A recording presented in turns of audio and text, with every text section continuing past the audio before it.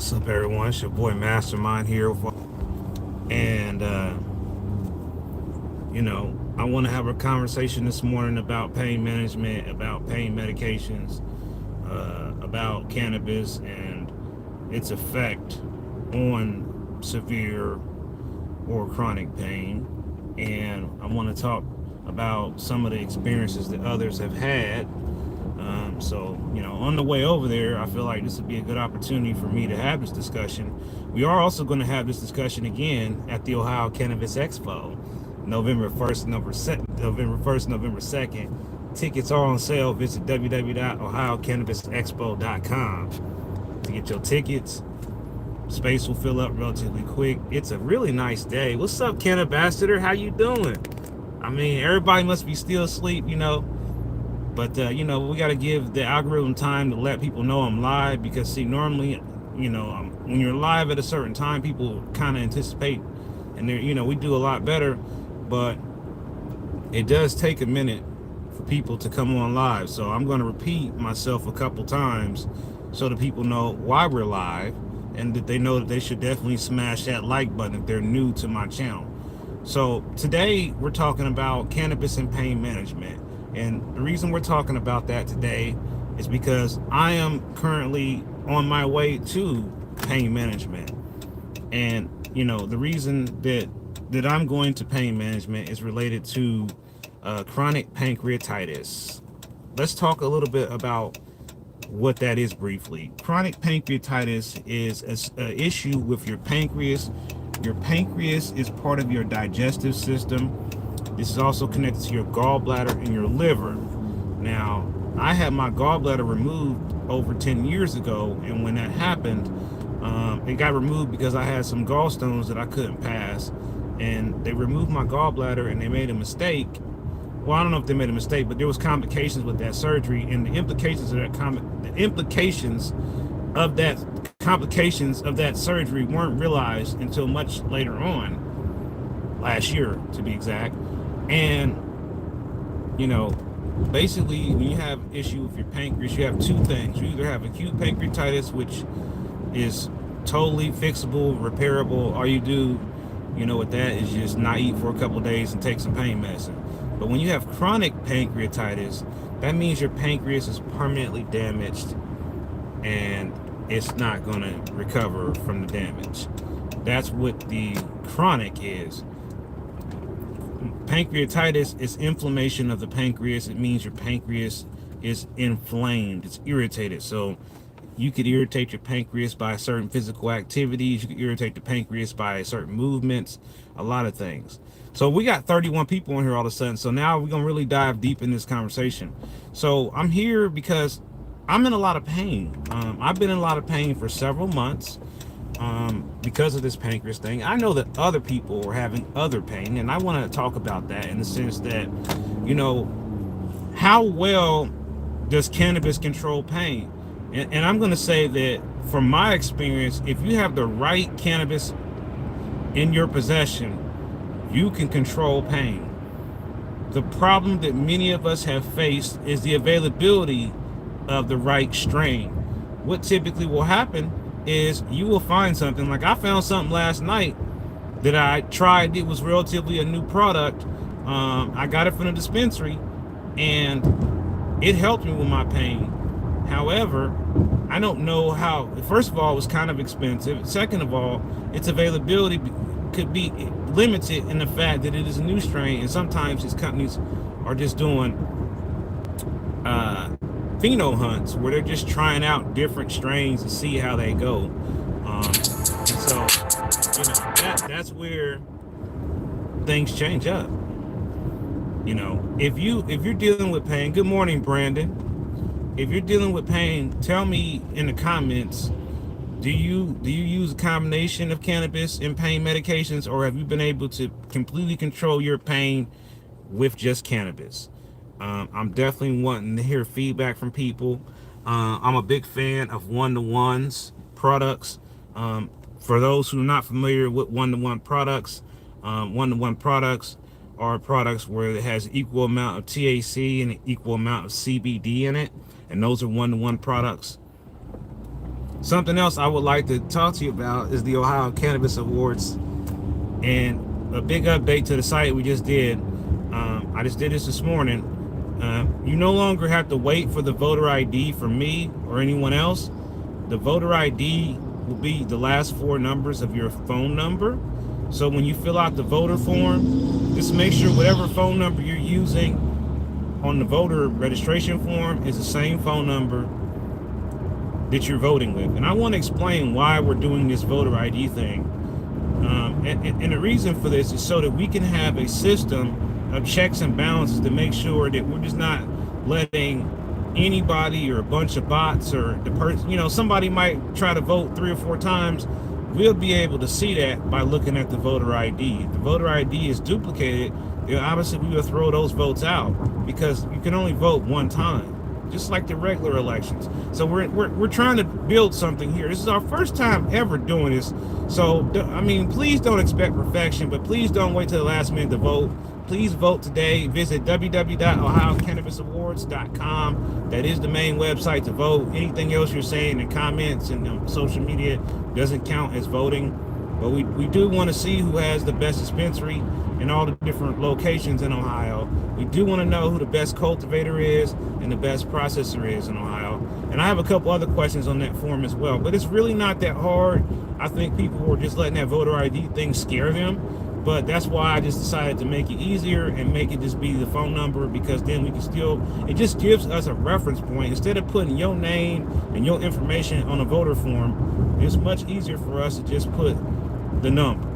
And then we can just reference the number. We're just trying to make sure we do it in a fair way that, we can go back and look at these results and be like, they were fair. And, everybody who knows me, I'm a by the book type guy, try to do everything the best I can. But when you're the guy that's building 10 websites at a time, you're the guy that designs all the graphics, you're the guy that edits all the videos, you're the guy that does all the audio edits, you're the guy that does literally everything, that's when it can become quite difficult. But yeah, in a sense, I just want to give you an update on that now. Also, we're going to do a couple other things that I'll be announcing tomorrow, as far as there will be some special things happening on 420 on Friday. So make sure you're tuning in at 420. I'm supposed to be going to Cincinnati on Friday, so it's potential that we will be streaming live from Cincinnati. I'm not going to say a whole lot more until I'm there and I know what we're going to do while we're there. Hey, always be kind. Good to see you here. What's up, little Matt?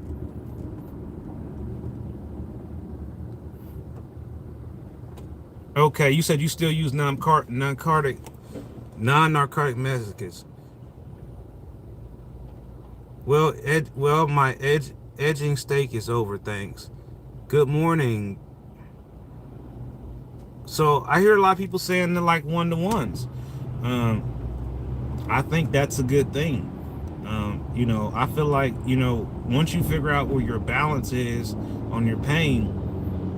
Now, something else I want to talk about too is, like, has anyone had a pain management experience where they were actually supportive of cannabis?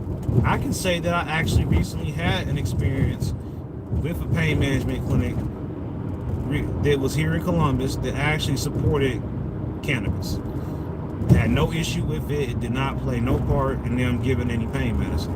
However, they did say that, because of me having pancreatitis, what they would do, what they could give that wouldn't make my problems worse was limited. So I learned something there that I didn't know. That, when you have certain conditions, even certain pain medications, you just can't take. Like, a lot of times they try to get me to take Tylenol, but it makes me sick to my stomach, makes me feel really bad, so I can't do it. I can't do the Tylenol. Same thing with the oxycodone, makes me feel weird, it makes me act strange. So I don't like taking that. Percocet, all them things. Once you have no gallbladder and a messed up liver and a messed up pancreas, you're like hypersensitive to literally everything you put in your body. And then you start realizing that you have to now be much more self-conscious about what you're doing. Now, we have a lot of people here who either have their medical card, used to have the medical card, or have just given up on the whole medical side of it. So what I want to talk about too is that, like, with the way things are structured, there are going to be products in the market that are high dose and low dose. And in the comments, I want you to tell me whether you think you're going to be a person that purchases high dose products or low dose products. And I also want to know in the comments, are you okay with paying a higher price for a higher dose product? Or let me ask you this: are you okay paying recreational sales tax on high dose products? I was in a dispensary that night, and the lady said something about there being some products that were high dose. And so I wonder if has anyone seen products that are really just for the medical, or rec market? I see it on there, non-medical and recreational or whatever, non-medical and medical. But I just really feel like the products are really the same products. Most of the products that I have seen are from April, May, or June, or maybe even a little bit older than that. So I feel like a lot of the products that I have seen recently, since I've been going in dispensaries recently, they're a little bit dated. If something was harvested in June and packaged in August or September, that's cool. You know what I mean? But if it was packaged in January, if it was harvested or manufactured in January, that's still probably all right. If it's a processed good, it's probably fine. But like if it's flour, I'm expecting it to be dry and flavorless and odorless, especially if there's no Godiva pack or humidity pack in it to help maintain humidity control and moisture. Some dispensaries have climate control and they have the humidity locked down at a certain threshold. And other places, maybe they do not. So I think that from dispensary to dispensary, man, I bought stuff that was 6 months old and opened the cap and was surprised it still had terps. And they opened stuff that was 6 months old and it didn't have nothing. But even then, there were still effects to be had. Now, whether those effects were great or not, what I've been looking for is pain relief in less than 10 minutes with my medications. What do you look for when you use cannabis or anything? You use pain medication. How fast are you expecting pain relief to happen? 5 minutes, 10 minutes, 20 minutes, immediately? I'm just curious to know how many people are expecting pain relief to be instantaneous. I've only had a few things that I've come across where I could say, wow, after I took a couple hits of that, tokes of that, boom, pain gone. And, I really want to tell y'all the name of this clinic that I'm going to, just because the name is such interesting. And I think if I say the name out loud, it'll probably make you Google it. But the name of the place that I'm going to today is called Pain Zero. And I'm going to just say I absolutely love that name, because that's where I think all of us want to be, is Pain Zero. And how do we get to Pain Zero is a great question. And how do we stay at Pain Zero? I can't remember the last time that I was at Pain Zero. Even being in the hospital, they cannot get me to Pain Zero. So some of us, we can go to Pain Zero, and then some of us cannot. We're just never going to have that. And really, when we're talking about pain, we're talking, everybody has a baseline of pain that they're not worried about. And then we have other people who have pain like, I can't get nothing done. I got to take pain medicine, or I'm not going to be able to get my job done, or I'm going to lay in the bed all day. And one thing about me, I talk to so many people who are hurting that, I always want to help them figure out a way to figure out not to hurt. So somebody told me the other day, that the only way that they learned how to use medical cannabis was through me. And I just was kind of blown away at some of the things that was said. So, I know that sometimes I feel like there's only a few people listening to what I'm saying, but I find out later that there are thousands of people listening to what I'm saying. And I'm just glad to have some type of positive impact on individuals' lives. With the Ohio Cannabis Expo this time, I will tell you that because of all the things that happened to me, It's been a challenge for me. I will tell you that I've worked really hard to get some dispensaries to be there and some processors to be there. I will tell you that we have a lot of really great speakers who are going to be there, who are going to tackle literally every area of the cannabis space that I didn't tackle last time, from home grow to cannabis licensing to cannabis accounting. We're going to have industry panels both days. So if you missed the Friday panel, there will be a Saturday panel. We're going to talk about brain injuries. We're going to talk about opiates. We're going to talk about harm reduction. I know a lot of people are interested in talking about harm reduction. I really wanted to talk about expungements, but I really could not find anyone in that area that was interested in coming down and helping us out with that area. But if you know somebody who is interested in coming down and talking about expungements, because that's something that we got to talk about, is how do we clear up people's records from these cannabis crimes? Now that cannabis is legal, how do we fix the damage that has already been done? How do we undo the stigma? Because right now, you know, when you go to a hospital, you know, I'll just tell you, I was in the hospital and I experienced the stigma with cannabis because they were trying to say that cannabis was probably the reason why I was sick. And I knew that was incorrect in the sense that I spent 13 days in the hospital with no cannabis, okay? And I was still bad. I spent months in the hospital with no cannabis, off and on. And I you know, when I got out and got to my cannabis, I was like, man, I don't need this opiate pain medicine. I can just use my cannabis. But sometimes the cannabis isn't enough. And then when it's not enough, what do? Let me know in the comments. What is your fallback plan when you use cannabis and it doesn't work? It just doesn't take the pain away. Maybe you built tolerance to that strain.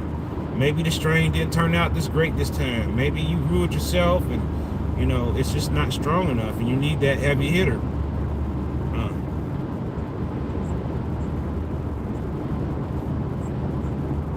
You know, it's going to be one of them situations where there's going to be a lot of different answers to this question.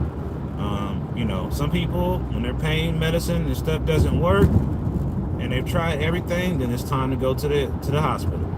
Other people, they will suffer for several weeks or days before they realize the only option left is to go to the hospital. The doctor can't help, primary care can't help, the specialist doctor can't give you nothing. And a lot of people, when we start medical cannabis, and this is why I'm having this conversation, people say, why are we talking about this right now? It's because a lot of people were told they cannot get pain management because they use medical cannabis. And I want to just let you know that's false.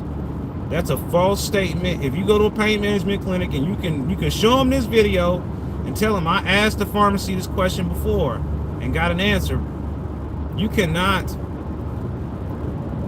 You are allowed to have pain management and be a medical cannabis patient. There is no law that prohibits that. Now, what there is a company or a business that runs a pain management clinic does have the right to have a policy, not a law, not a rule, a policy to not see patients or not treat patients who test positive for THC. They can do that. It's the same thing with the workplace thing. And this is something we need to change, is giving doctors and providers this unlimited leeway to create policies that intentionally or unintentionally basically discriminate against people who use cannabis, whether they're using it for medical or recreational. It's cannabis for the people. Everything I'm doing is for the people. You know, the industry itself would do a lot better if they just realized that it's about the people. It's always been about the people. And the people of Ohio are the ones that make recreational cannabis possible. We are the ones who will keep it going. We are the ones who need to control how the laws are written. We need to, as residents of Ohio, we need to speak up and make sure that when the election is over, and this is why I had my expo, because people said, why'd you do it in November?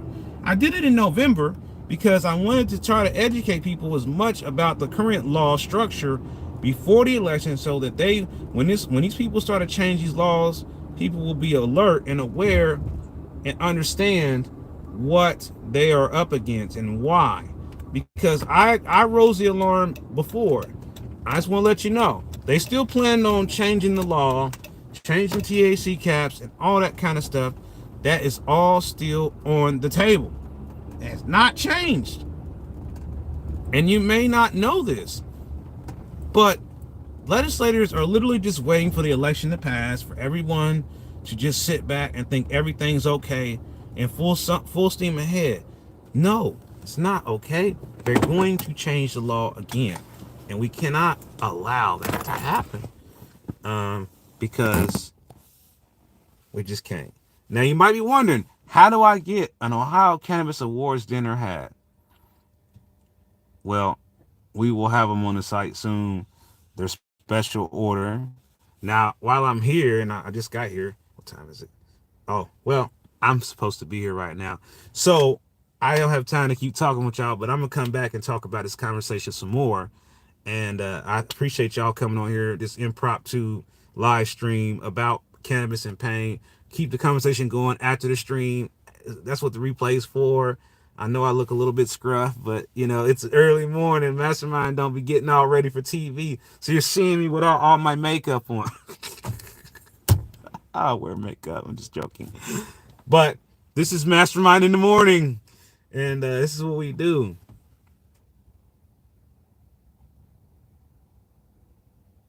You eat your reclaim from your vape, Richie, right? Right? From your vaporized material. Please tell me you're not eating reclaim out of your ball. I mean, you could theoretically, but it probably might not be the great. Now I notice there's 15 people on here right now. We only got 9 likes. Now, can we get everybody that's live right now? Smash that like button, the subscribe button. What's reclaim? All right, I always be kind.